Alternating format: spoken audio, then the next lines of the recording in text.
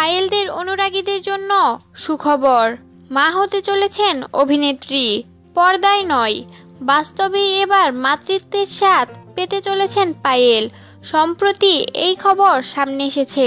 বাড়িতে তাদের এখন উৎসবের মেজাজ। পায়েলের স্বামী দৈপায়ন দাসও বেশ উচ্ছ্বসিত।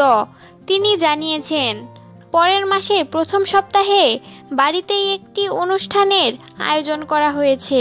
পায়েল জানিয়েছেন, তিনি এখন বহাল তবিয়তেই রয়েছেন।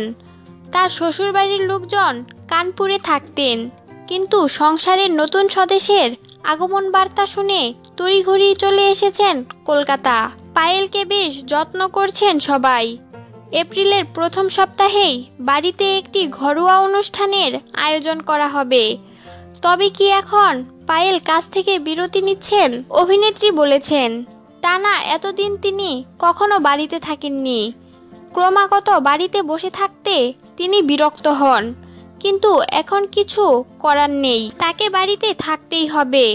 তবে এবার অভিনেত্রীর খুব একটা খারাপ লাগছে না, কারণ বাড়িতে নতুন সদস্যের আগমন নিয়ে তিনি উত্তেজিত।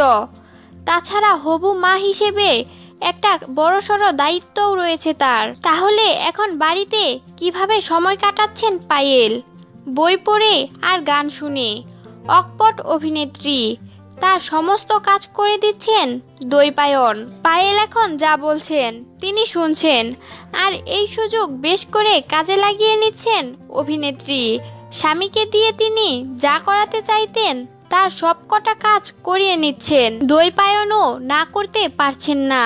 মুখ বুজে স্ত্রীর সব আবদার মেনে নিচ্ছেন তিনি। আমাদের কাজে উৎসাহিত করতে আমাদের চ্যানেলটি সাবস্ক্রাইব করুন।